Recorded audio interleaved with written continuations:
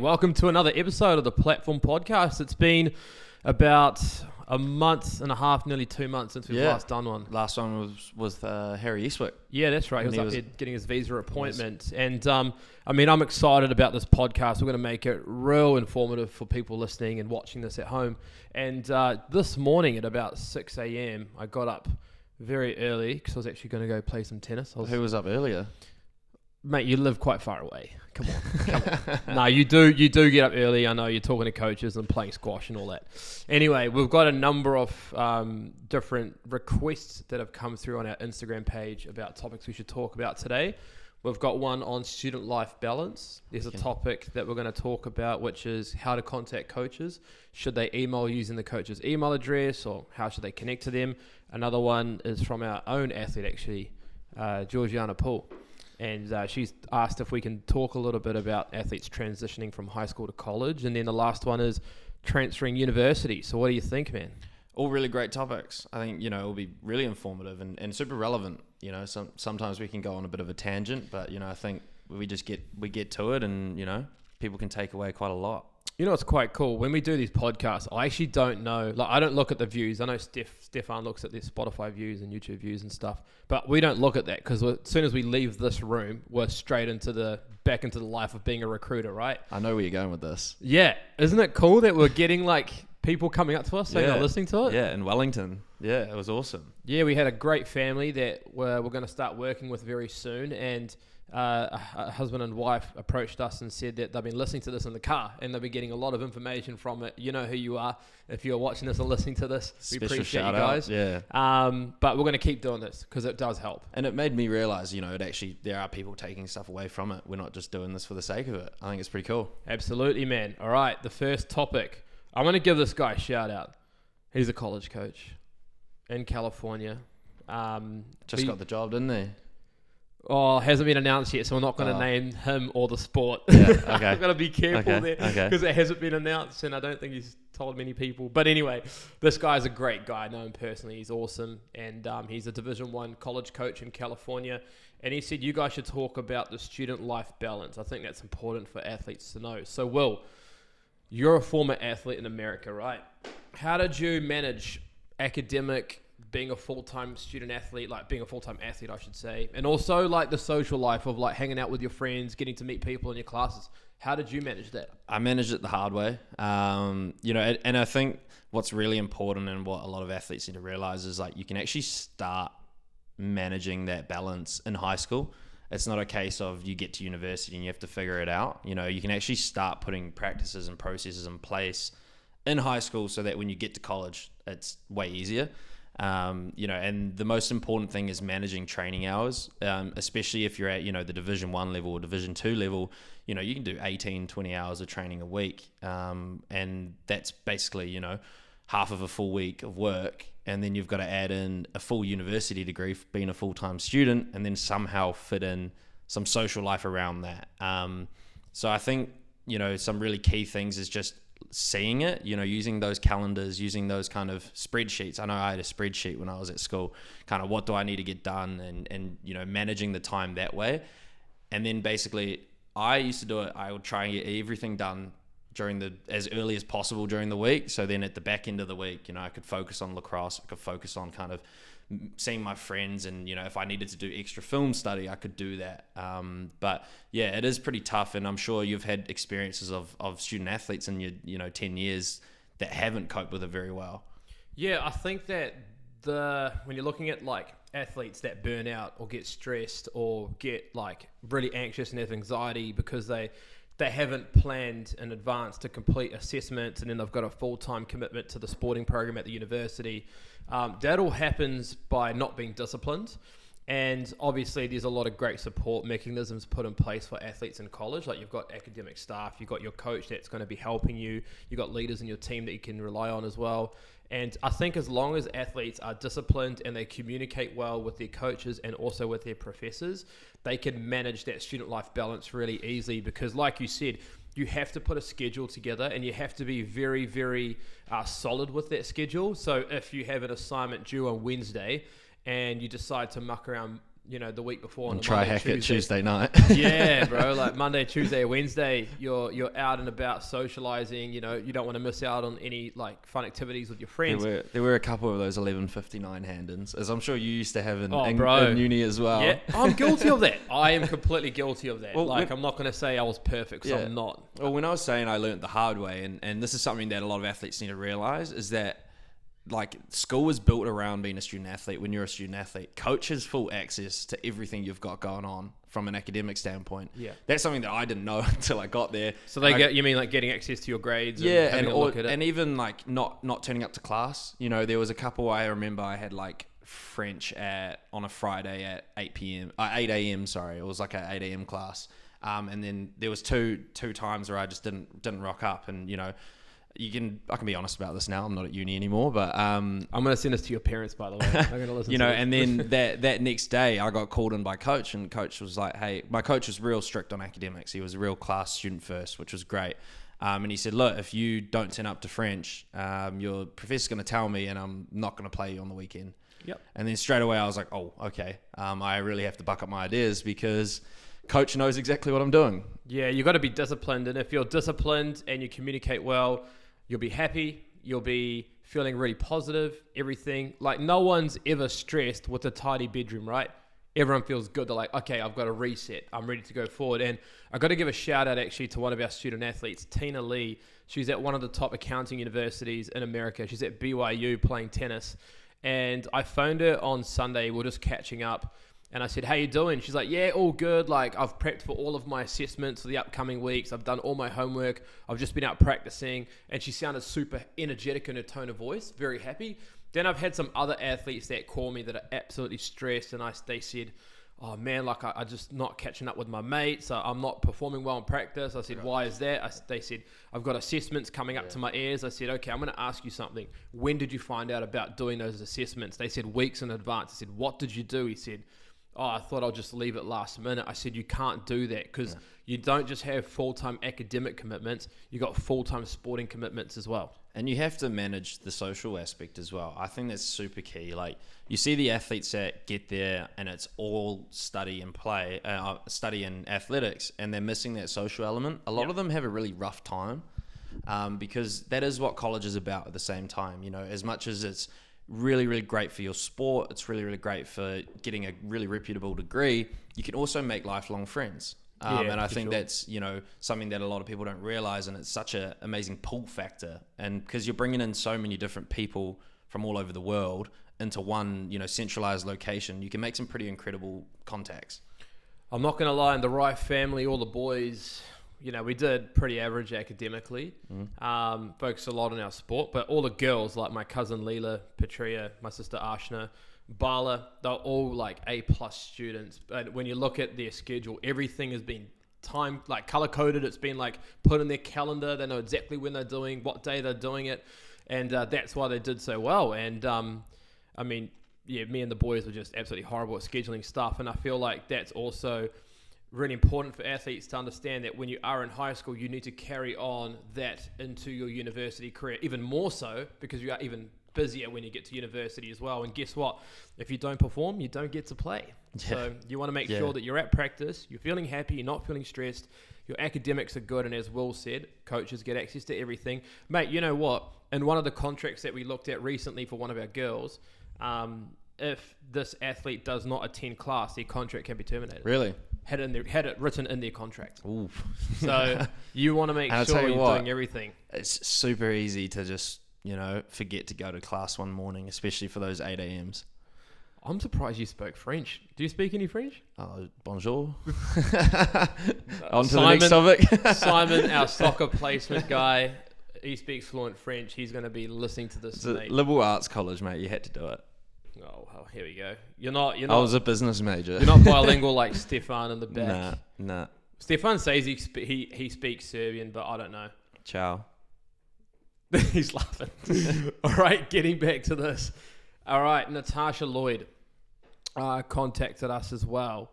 And she said it's also good just to let athletes know about contacting coaches and how difficult it can be. I completely agree with her because as you know, universities have got their coaches' information, their email addresses, their office phone number. Staff directory. Yeah, and look, like those coaches are probably getting about 150 to about 300 emails a day of student athletes and agents and parents and club coaches wanting the best for athletes going into that college program. I was literally talking to a Division 2 golf coach this morning.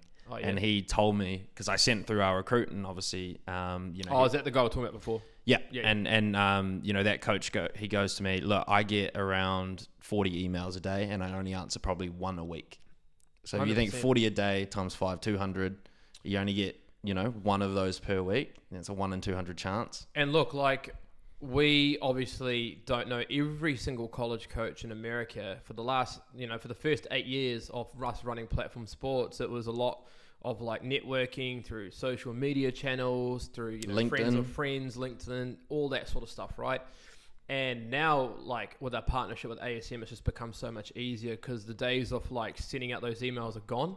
You can just literally ask one of our team members who's a former college coach. You need to call them. Otherwise, you're just not going to... You're going to get into that pool of 200 like we talked about. Yeah, when Will means call them, he means like calling the college coaches. I mean, they have got their phones on them every single day, but they won't be sitting in front of a laptop at all hours of the day responding back to email. So if you are using a recruitment agency and they've got direct access to college coaches, that's fantastic. Keep doing that. Keep using them.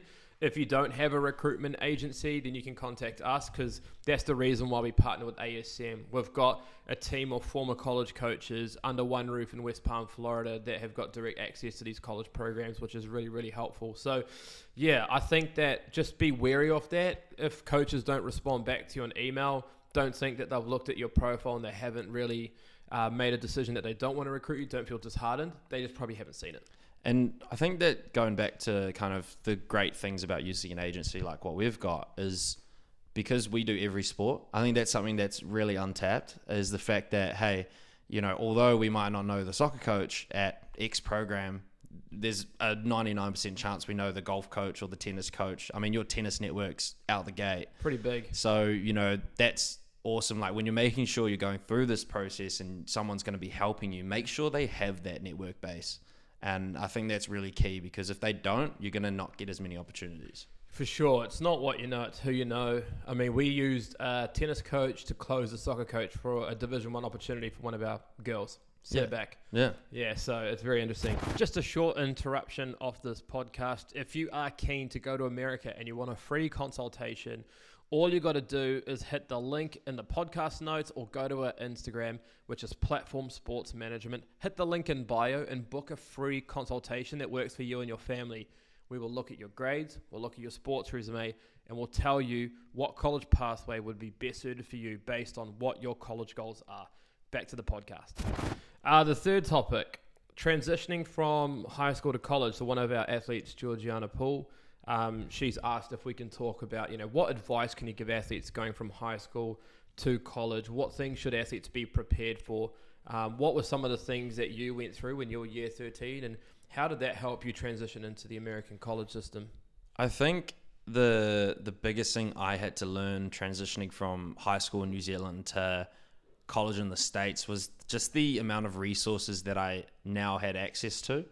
And it's something that is super underrated about the college system. At high school you've got a sick bay where you can go if you get an injury at lunch or whatever, but at college, because you're an athlete, you've got access to recovery rooms, to full-time physios that are just there for you to make sure you're 100%. You've also got academic advisors. Not saying that you don't get them in high school, but you just have I don't know how to explain it, but there's just so much more accessibility to get help and to get, access to being the best that you can be.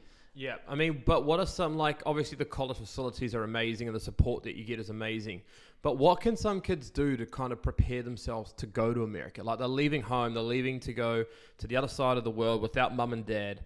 What are some things that these kids can start doing? Like, should they start learning how to cook? Yeah. Should they? Oh, definitely. I don't know how to do my washing. Should they learn how to open up a bank account? Yeah. Like, what kind of things can you give athletes? Like, what advice can you give athletes that can help them transition to America? I think especially during that period, because we're lucky that we finish high school in November.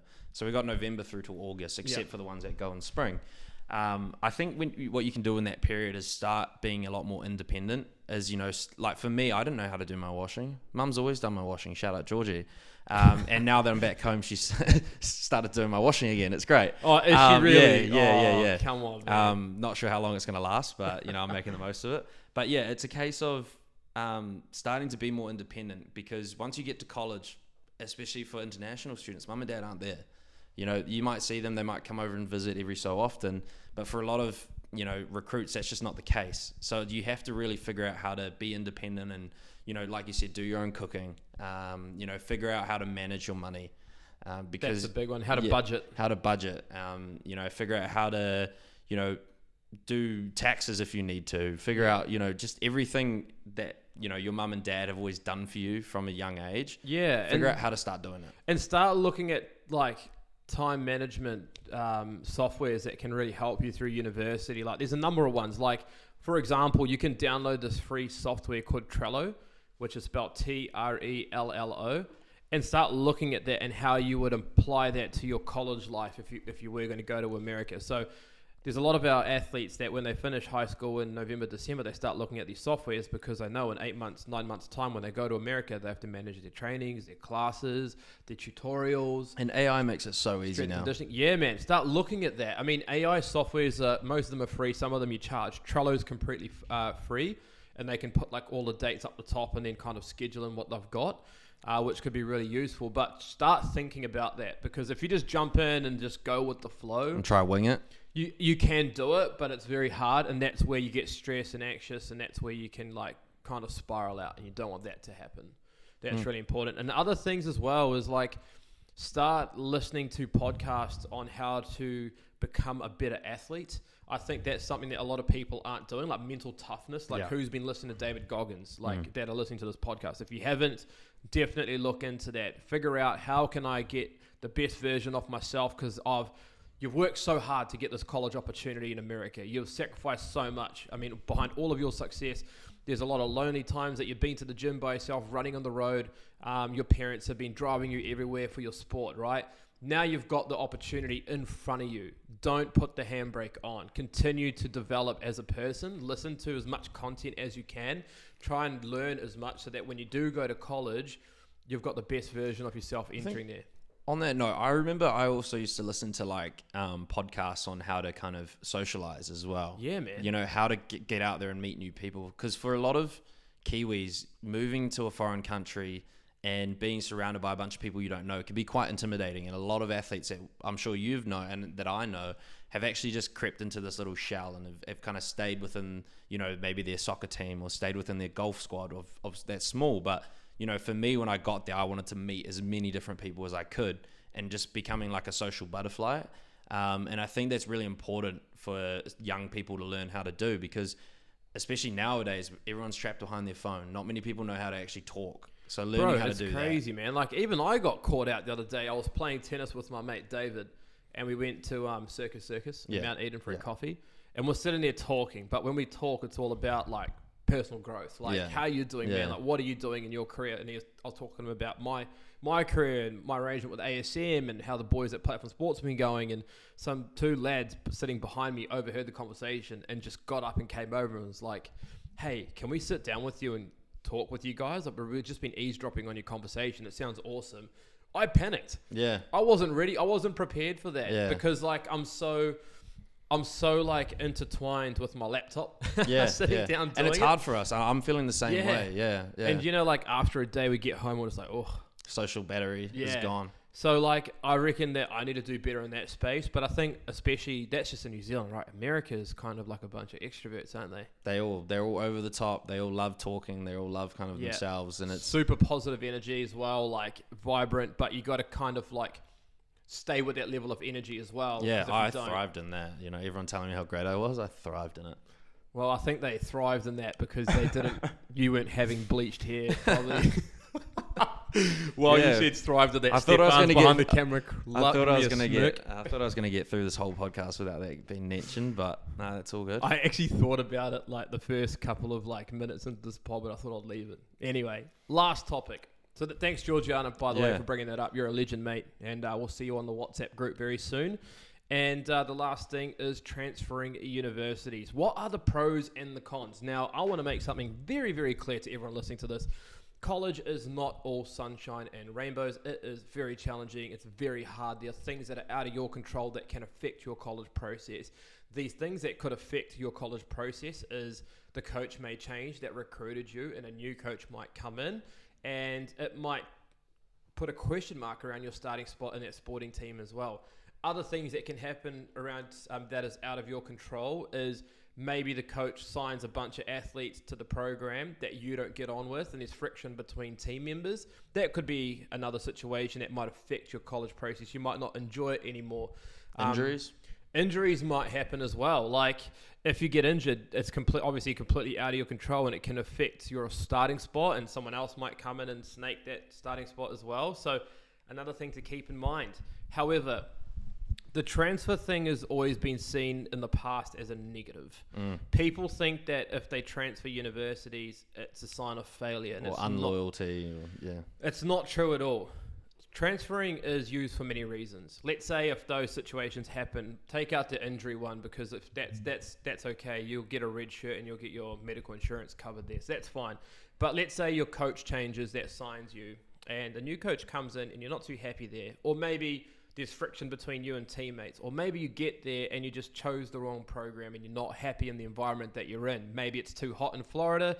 Maybe you're in Montana and it's too cold and you can't deal with the cold and you thought you could. In the event of that happening, the transfer process is there to help you move to another program. Now, there are rules that you need to know. So if you're in the NCAA D1 and D2, you need a written approval from the athletic director for you to transfer before you can approach any other programs. If you're in JUCO or NAIA, there is no transfer portal that you need to sign up with, so you can engage in those conversations. But what it means is if you're looking at the NCAA, you need to make sure that the management team that you've got have got the experience, the expertise, and the network to help you move to a different college. Because let's say you go to a university and something happens, your coach decides to leave, a new coach comes in within the 1 month of you arriving at your university as a freshman, and now you're not getting any game time, and then you want to transfer. If you sign a transfer form, then that coach can cut you from the team then and there. There's different rules that go into it. There's a lot of them based on the division, but that coach has now got an opportunity to stop you practicing with the team and competing for the team as well. So you need to figure out what is your next move. And then if you decide to sign that transfer form and then contact college coaches and nothing happens, what is your plan B? So what we do, we've actually got contingency plans put in place for our athletes going forward. So that's how we protect them. So transferring, that's the real negative, right? That it might not go well. You jump on the transfer portal, and then when you start to network with other programs, you may or may not get something. However, what we focus on, and this is the positive, for our athletes to be in an environment where they're going to get minutes. Yeah. Where they're going to play, regardless of what happens with the coach, right? And it's a question we always ask every athlete that's coming on board with us. Where are you now? Where do you see yourself becoming? Where's your potential? Because your potential might be here now, but in 2 years' time, you could be playing up here. Absolutely. I mean, we want athletes to transfer up. Yeah. We don't want athletes to transfer down. No. And I guess the way that you guys need to think about this is you're in New Zealand, Australia, or in Germany, wherever you're listening to this podcast from, and you haven't been given, multi-million-dollar training facilities every single day. So to be honest, you're probably not at your peak potential as an athlete right now, but you will get access to this in college in first year. So getting access to them is one thing, but also building a college resume in that first year is just as important. And if you are getting minutes and you're playing every minute of every game in your particular sport that you're in, you're swimming all the swimming events, or you're competing in all the water polo games, or running all the events for track, or anything like that, then what happens is your value goes up as a student athlete. So if you decide to transfer for any of those reasons out of your control, you're well set up going forward. Coaches would want to invest in you because you're better than what you were leaving high school and you've shown growth. If you go to a program that maybe it's a flashy school, a big university, it looks sick, the merch, that the clothes that all the kids wear looks amazing, and you get baited into that and you don't play, and then things out of your control happens, maybe you don't get minutes, or the coach leaves and a new coach comes in, and you have anything like that. if you decide to transfer without having a built resume in your first year in college, it becomes very, very hard because you become a risk for that potential college that might recruit you. Trying to transfer with your high school tape after being at that school for 2 years. Oh, bro. We've had that before. It's the worst. It's the worst. I mean, yeah, we had I won't name the gender or what sport for our student athletes' sake, but we had a student athlete that chose a college. This college was extremely high level. Then this particular student athlete got there and quickly realized that they are not going to be competing. After 1 year, contacted me, said, I'm really keen to transfer. And luckily, our recruitment placement specialist in the sport had a very close friend at a top Division 2 program. And we got our student athlete a deal there. Now, the chances of that happening were very rare. It's very, very hard to do that. Because you're competing with athletes that have got current stats, current video, things that are less risky for a coach versus yourself that doesn't have any of that material. And I get it though, like sometimes a coach promises you things game time and then it doesn't happen. Have you had that happen before? I kind of got my KPIs laid out, pretty straightforward for me. But I have had, even doing this for the last couple of years, there has been athletes where coaches, oversold and underdelivered, and now that athlete wants to leave. So, it is a case of getting in there and playing. I think that's the most important thing, especially for, if you're not on a full scholarship, you're paying some money to go to the other side of the world. If you're not competing in your sport that you've gone over to play in, it can be pretty rough. It can be pretty mentally draining as well. Let me break down this acronym that I know. It's called your ITR. There we go. Investment, time, and return. So how much are you investing in this college opportunity for year one? How much time are you getting with the sports program? How many minutes are you playing for the team? And what is the return that you're getting? Are you developing? Are you progressing in your sport? Are you having fun? If you are investing money into a program and you're not getting game time, your return is going to be very negative. And then if you try to transfer, it's going to be very, very hard. So you need to make sure that the amount of funds, or if you're on a full ride, fantastic, well done. But how much time are you spending with that sports program and what is the return? And you have to be very black and white with it. There's no time for gray areas. I think that's something that we've done a lot in our free consultations. Like we've assessed sporting resumes and academic resumes, or transcripts, I should say. And we're very black and white with student athletes, prospective student athletes, and saying this is the pathway for you. And if you don't agree with it, I'm sorry, we can't represent you. You have to be. Because it's the kids' future at stake here. It's not. We don't want to just sign kids for the sake of signing kids and not place them. We want to be real honest with everyone. But I think the way that athletes should look at this is 4 years is a very long time. I'm going to get access to a strength and conditioning coach, nutritionist, a sports psychologist, recovery rooms. I'm competing for a starting spot, which means I'm going to get the best out of myself. I'm going to be a better version of me in 6 months' time. I am going to be looking to transfer. I want to go play at Duke. I want to go play at UNC. I can't do it now, but I want to do that down the road. It's not about where you start. It's about where you finish. I mean, look at Sefa. Sefa's a good mate of mine. Catching up with him actually this evening. We're going to that concert, Fred again. Fred again. It's going to be good. Yeah. But Seth, Can I see you in the office tomorrow? What's that? Am I going to see you in the office tomorrow? 100%. 100%. I'm a good boy. I go to bed by 11. But I mean, Sefa went to 1 year at junior college. He did 3 years at Cal Berkeley. Ryo Minakata, our tennis player from Japan, did 2 years at junior college, 2 years at Boise State. Dylan Wood did 2 years at Metro State in Denver, Colorado, D2 program. Played every minute off every game, captain of his team, all conference honors. And after his final 2 years, transferred to UC Davis. I think a lot of athletes in New Zealand and Australia need to understand the analogy. At the end of the day, everyone wants to buy the best house on the best street, but sometimes it's not possible.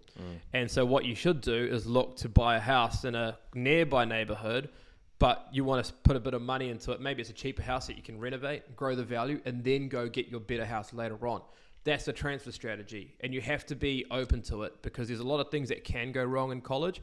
We need to make sure that the university that you're choosing is really going to benefit you. That has to be the most important thing. But yeah, I mean, any other comments on transfer? Because obviously there's some negative things. Like if you don't play, it's going to be hard to transfer. But if you do play, you've got the opportunity to transfer to a better program. Yeah.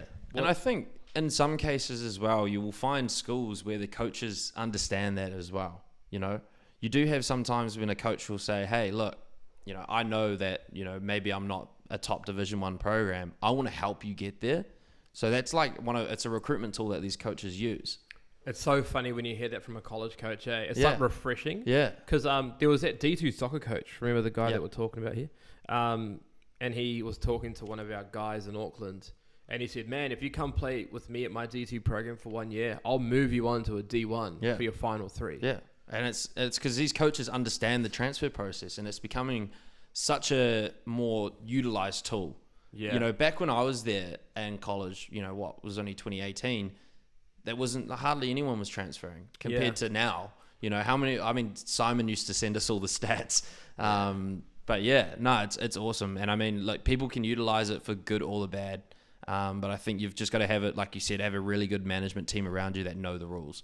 For sure. I mean, the rules are a very, very important part of the transfer process. It's a very delicate process. You can't talk to any other coaches until you literally opt out of your agreement in an NCAA program. That's very risky. So, we do a lot of fishing in the background for our athletes without breaking any rules, but we see openings available for our kids, and then if we find there's a move that could be good for them, then we do what we need to do within the NCAA rules. Got to make that very clear in case the NCAA are listening to this. Yeah, I'm sure they are.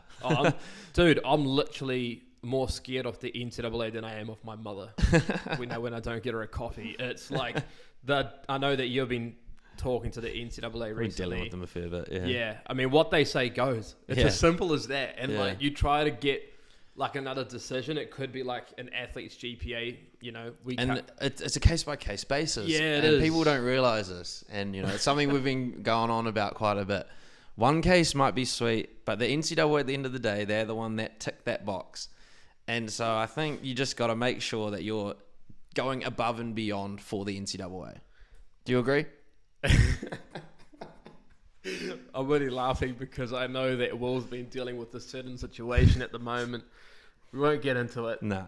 I don't know if they're listening to this. But I'm very passionate about it. But we literally, whatever the NCAA says, it goes. It's simple as that.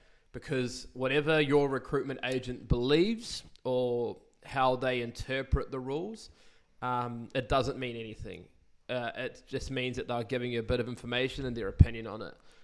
What's the final say is the NCAA writing you back saying this is how it's going to be, and you have to follow that rule, unfortunately. So I'm very nervous when it comes to them. So transferring is very, very tricky. There's like different windows now where you can and cannot transfer in, which makes things interesting. And do you know what? The new rule with Division 1, if you transfer from one Division 1 school to another, that coach has to honour that scholarship. Yeah. The entire time they're at university, even if they decide to quit the team for personal reasons. So let's say coaches are going to be very, very careful. Very careful. Which makes it even harder, which means people need to have a good recruitment agents need to have a very, very good relationship with college coaches if they're going to help any athlete with the transfer process. We've actually worked with a ton of transfers. Yeah, especially in the last... From other agencies, though. Yeah. Like, yeah. Other agencies, I know you're listening to this too, they sent their kids to college, then we transferred them out of their program for... Actually, there was no good reason, really. No. Yeah. That's why you got to get it done right. You got to get it done properly. And I mean, I'm not saying you have to use us. There's a lot of great recruitment agencies around there. Like my guy.